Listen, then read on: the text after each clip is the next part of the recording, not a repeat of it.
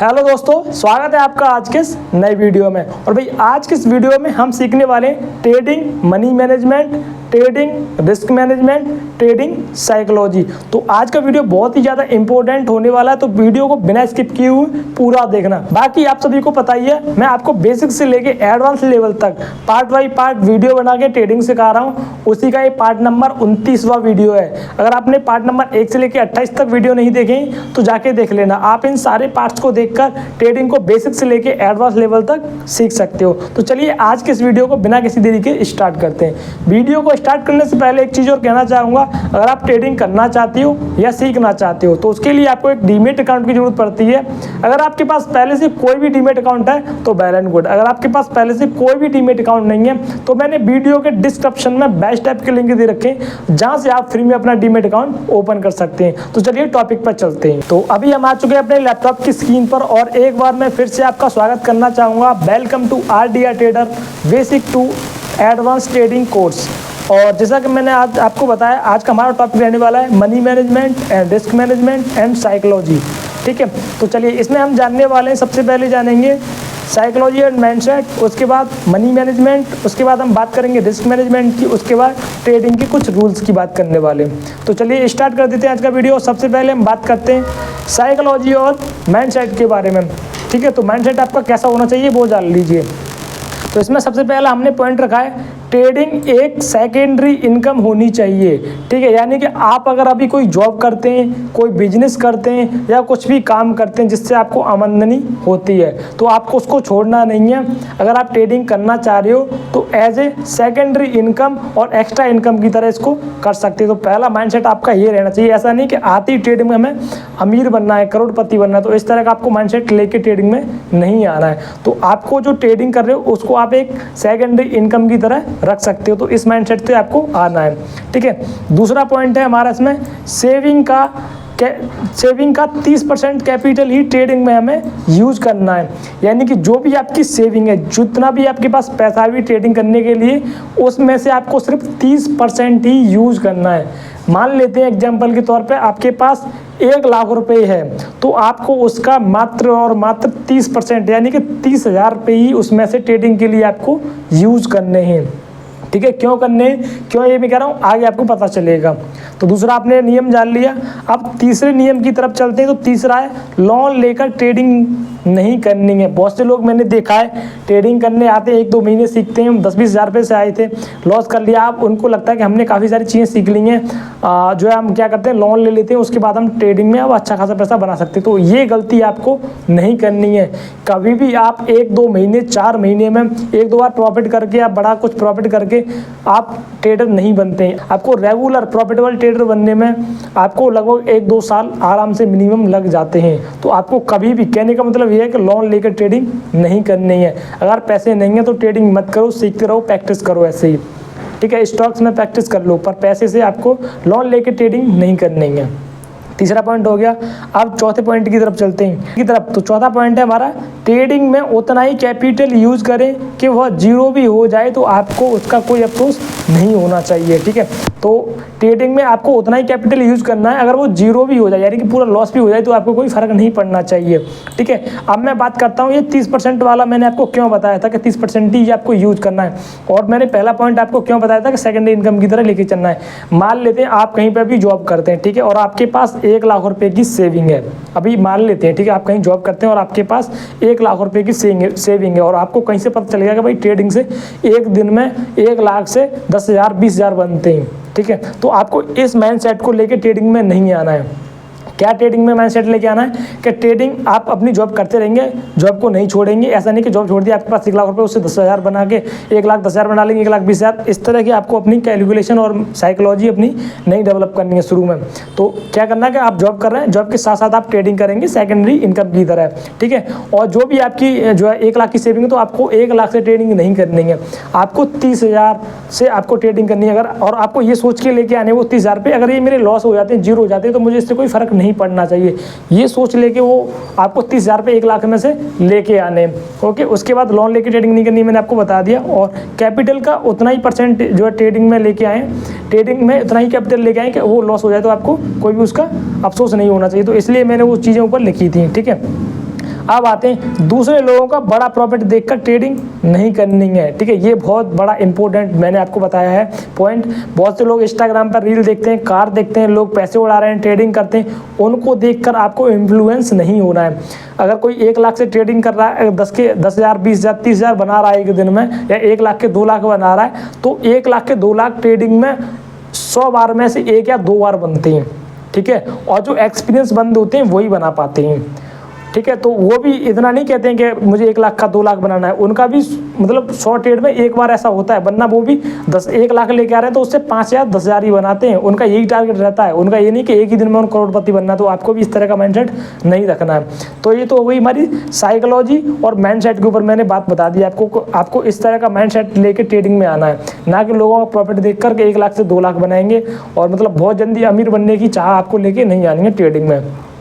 तो पहला मैंने आपको बता दिया। अब चलते हैं नेक्स्ट अपने टारगेट की तरफ, नेक्स्ट अपने पॉइंट की तरफ, जो कि हमारा मनी मैनेजमेंट। दूसरा हमारा पॉइंट है मनी मैनेजमेंट। आइए इसके ऊपर बात कर लेते हैं। तो जैसा मैंने आपको बताया था, अपने कैपिटल का आप जो है 30% ही जो है मनी लेके आएंगे ट्रेडिंग करने के लिए। अब उसको यूज कैसे करना है, ठीक है, उसका मैनेजमेंट कैसे करना है वो जान लीजिए, ठीक है।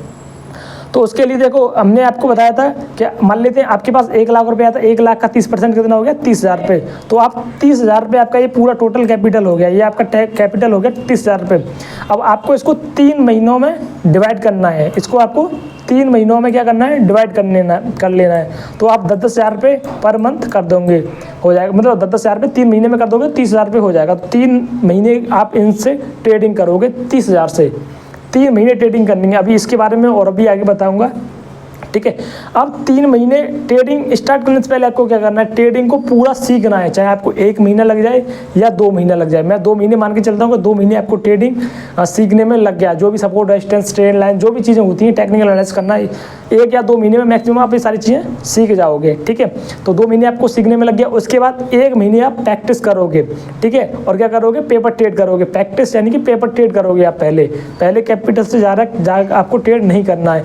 या तो 5-10 हज़ार रुपये लेके स्टॉक में जो है प्रैक्टिस करो, या आप क्या करो, पहले क्या करोगे, आप पहले पेपर ट्रेड करोगे 1 महीने। जब आपको 2 महीने आपने सीखा, 1 महीने पेपर ट्रेड किया, उसके बाद आप इस 30,000 रुपये को यूज़ करोगे इस तरह से, 10,000 रुपये पर मंथ लगा के 3 भागों में डिवाइड कर दोगे। और कैपिटल मैंने आपको बताया था, कैपिटल अपने सेविंग का 30% लेके आना है। तो ये हो गया हमारा अभी तक यहाँ तक मनी मैनेजमेंट का पार्ट। अब आइए नेक्स्ट चलते हैं। नेक्स्ट है हमारा रिस्क मैनेजमेंट, ठीक है। अब रिस्क मैनेजमेंट क्या होता है ये भी जान लो। अभी हमने एक महीने का अपने 3 महीने में पैसे डिवाइड कर दिए थे। अब पहले मंथ की बारी आती है, अब इसको हमें कैसे यूज़ करना है। पहले मंथ में हमें 10,000 रुपये लॉस करने यूज़ करने हैं, ठीक है। या तो ये लॉस हो जाए या प्रॉफिट हो जाए, हमें कोई दिक्कत नहीं है, पर 10,000 रुपये से हमें ज़्यादा लॉस नहीं करना है, इतना हमें पता है। प्रॉफिट चाहे 10 लाख का हो, चाहे 1 लाख का हो, चाहे 1,000 का हो या 10,000 का हो, उससे कोई फर्क नहीं पड़ता। लेकिन लॉस हमें 10,000 से ज़्यादा नहीं करना है 1 महीने में। और 1 महीने में आप देखोगे सैटरडे संडे मार्केट बंद रहता है, तो आप देखोगे तो 20 से 22 या 23 दिन आपको ट्रेडिंग करने के लिए मिलते हैं। उसमें से भी 20-22 दिन में से 1-2 दिन मार्केट साइडवेज रहता है। तो मैं आपको मोटा मोटा मान के चलता हूँ कि 20 दिन आपको ट्रेडिंग करने के लिए मिलते हैं, जब आपको सेटअप मिलेगा अपना ट्रेडिंग करने के लिए। तो 20 दिन मान के चलते हैं। तो 20 दिन में हमें अपने 10,000 रुपये लॉस करने हैं। तो हम क्या करेंगे, 10,000 डिवाइडेड बाई कर देंगे 20, तो हमारा 1 दिन का लॉस निकल के आ जाएगा 500 रुपये। 500 दाम का 5,000, यानी कि 10 दिन का 5,000 और 20 दिन का हमारा 10,000 रुपये। तो 1 दिन का हमारा लॉस कितना निकल के आ गया, 500 रुपये। तो मैंने यहाँ पे यही लिख रखा है, 1 डे रिस्क हमारा कितना रहेगा, 500 रुपये, ओके। और हमारा 1 डे का प्रॉफिट कितना होना चाहिए, मिनिमम 1,000 रुपये।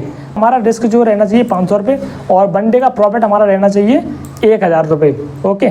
अब ये हमने कैसे किया, ठीक है। ये होता है रिस्क रिवॉर्ड रेशियो। अब रिस्क रिवॉर्ड रेशियो क्या होता है, मान लो आप एक ट्रेड में कितना लॉस ले रही हो और कितना प्रॉफिट ले रही हो, इसको बोलते हैं रिस्क टू रिवॉर्ड रेशियो। तो हमें रिस्क टू रिवार्ड रेशियो कितना रखना चाहिए, मिनिमम हमें रखना चाहिए 1:2 और 1:3 के अबव।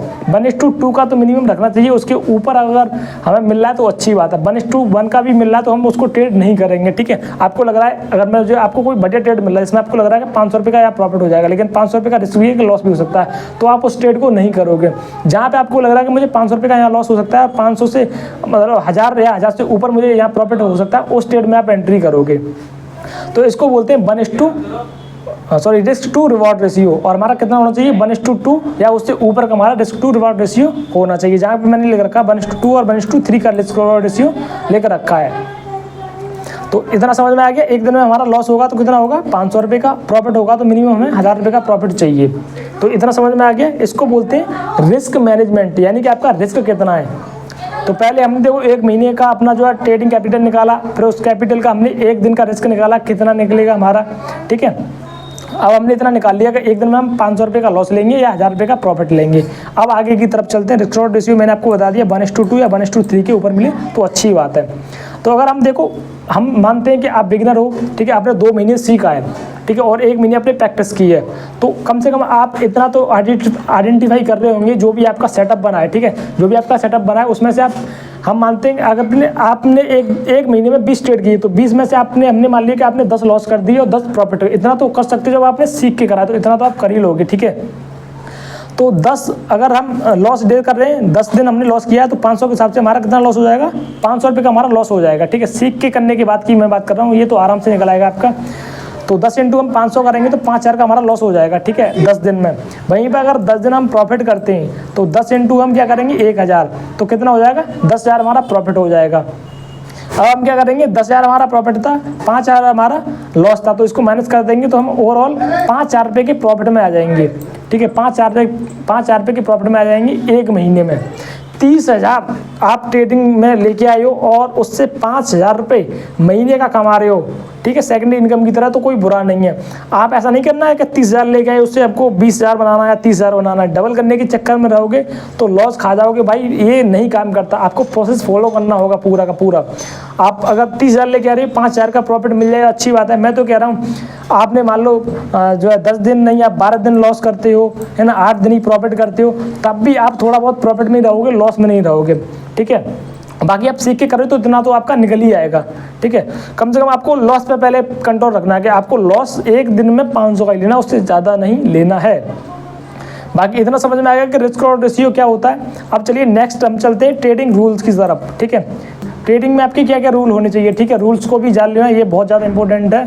तो पहला रूल आपका होना चाहिए, आपको प्रॉपर अपने सेटअप पर ही ट्रेड लेना है। पहला आपका नियम क्या है, पहला आपका रूल क्या है, आपको अपने प्रॉपर सेटअप पर ही ट्रेड लेना है। जो आपने चीज़ें सीखी हैं, सपोर्ट, रेजिस्टेंस, ब्रेकआउट, ब्रेकडाउन, जो भी आपकी स्टडी है, जो भी आपका जो है सेटअप है, या तो आप सपोर्ट रेजिस्टेंस ट्रेड करते हो या ब्रेकआउट या ब्रेकडाउन ट्रेड करते हो, जो भी आपने सीखा है, जो भी सेटअप आप बनाना चाह रहे हो, प्राइस एक्शन पे आप ट्रेड करते हो, जो भी आपका प्राइस मतलब सेटअप हो, उसी पर आपको ट्रेड करना, रैंडम ट्रेड नहीं करना है। आपको लगने पर ट्रेड नहीं करना कि मुझे लग रहा है कि मार्केट यहाँ से ऊपर जाएगा, उस पर काम नहीं करना है। जो आपका सेटअप है उसी पर आपको ट्रेड लेना है। अगर आपका सेटअप नहीं बनना तो आपको ट्रेड नहीं करना है।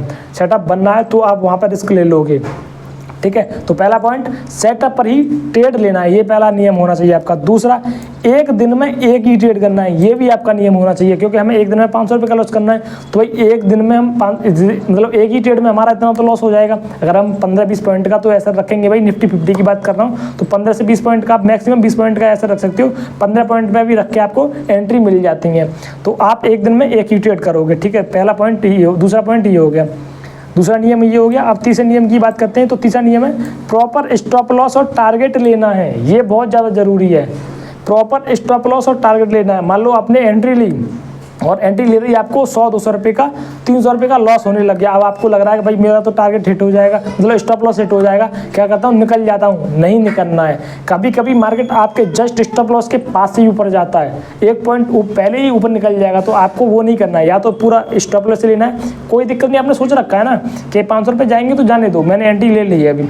और जब आपको लग रहा है कि मार्केट जब 1000 आपका मान लो अब आपके 1000 रुपये पर पहुँच गया मार्केट, तो आप उसको बुक कर लो। ऐसा नहीं कि 800 पे 700 पहुँच गया, आपको लग रहा है कि नहीं भाई मार्केट यहाँ से नीचे गिर जाएगा, है ना, तो मैं अब निकल जाता हूँ जल्दी, तो वो नहीं करना। आपको पूरा, आपको जब आपने सोचा था ट्रेड लेने से पहले आपको दिख रहा होगा कि भाई हाँ अगर 500 का मैं स्टॉप लॉस ले रहा हूँ तो उसमें 1000 रुपये से ऊपर का प्रॉफिट होगा, तभी तो आपने ट्रेड लिया था। तो जल्दी क्यों निकल रहे हो? अपने प्रॉपर स्टॉप लॉस पर ही, अपने प्रॉपर स्टॉप लॉस और प्रॉपर टारगेट पर ही निकलना है, उससे पहले नहीं निकलना है। बीच में एंट्री को एग्जिट नहीं करना अपने ट्रेड को। तो प्रॉपर स्टॉप लॉस और प्रॉपर टारगेट पर ही आपको निकलना है। आपका तीसरा नियम ये था। चौथा नियम हमारा क्या है, एक दिन में 500 रुपये से ज़्यादा लॉस नहीं लेना है। ये गांठ बांध के रख लो। आपको लग रहा है कि भाई मेरा लॉस हो गया, अब मुझे आपको दूसरा ट्रेड दिख रहा है जैसे जो कि प्रॉफिटेबल जाने वाला है, आपका बिल्कुल एक्यूरेसी सही है, आपका सेटअप पर ट्रेड बनना है, आप उस दिन ट्रेड नहीं ले सकते क्योंकि आपने गलती कर दी है। पहली ट्रेड लेके आपने गलत ट्रेड लिया, लॉस किया, तो आज आप उस प्रॉफिट वाली ट्रेड को भी नहीं करेंगे क्योंकि ये आपके रूल्स के खिलाफ है। बेशक आपको आपका वो ट्रेड जो है सही होने वाला हो, फिर भी आप उस ट्रेड को नहीं कर सकते क्योंकि आपने पहले ही 500 रुपये का लॉस कर लिया। आज के दिन आप अब ट्रेड नहीं कर सकते, आपको कल का वेट करना होगा। तो इस रूल को भी आपको लेके लेना है और इसको फॉलो करना है। पांचवा और सबसे लास्टवा रूल, डेली ट्रेडिंग जर्नल लिखना है। अब ट्रेडिंग जर्नल क्या होता है, जो भी आप ट्रेड ले रहे हो, आपका जो सेटअप है, आपने क्या क्या अपने सेटअप में देखा, क्या आप सोच रहे थे उस टाइम जब आपने ट्रेड लिया, ठीक है, तो वो आपको चीज़ें लिखनी है। अगर आपको लॉस हुआ है ट्रेड में तो लॉस का कारण लिखना है कि मैंने क्या चीज़ गलत सोची थी, क्या गलत देखा था जिससे मुझे लॉस हुआ, वो आपको लिखना है डेली।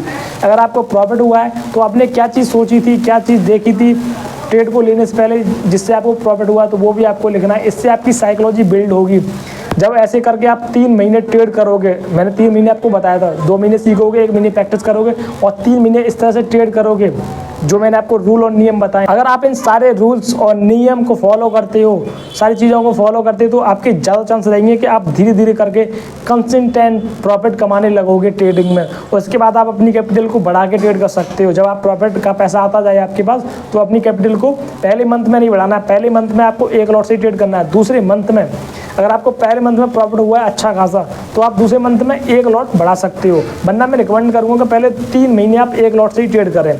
उसके बाद जब आपको कॉन्फिडेंस आएगा, आपको 6 महीने हो जाएंगे लगभग, उसके बाद आप 1 लॉट की जगह 2 लॉट से कर सकते हो। फिर अगले 6 महीने आप 2 लॉट से ट्रेड करिए, आपको और ज़्यादा कॉन्फिडेंस जो है बिल्ड होगा। जब आपको अच्छा कॉन्फिडेंस बिल्ड हो जाएगा और आप अच्छा खासा एक पैसा कमा लोगे, उसके बाद अपने लॉट साइज को बढ़ा सकते हो। ठीक है, तो ये था आज का वीडियो जिसमें हमने बात करी मनी मैनेजमेंट के बारे में, ट्रेडिंग साइकोलॉजी के बारे में और रिस्क मैनेजमेंट के बारे में। उम्मीद करता हूँ ये वीडियो आपके लिए बहुत ज़्यादा हेल्पफुल रहा होगा। देखो, आपने वीडियो देख लिया, आपको अच्छा लगा, उससे फ़र्क नहीं पड़ता, आप इन रूल्स को फॉलो करो और प्रॉफिट कमाओ जब मुझे अच्छा लगेगा। बाकी वीडियो आपको अच्छा लगा तो वीडियो को लाइक कर देना, चैनल को सब्सक्राइब कर लेना ऐसी और भी वीडियो देखने के लिए। बाकी आज की वीडियो में इतना ही और हम मिलते हैं आपसे जल्दी नेक्स्ट वीडियो में।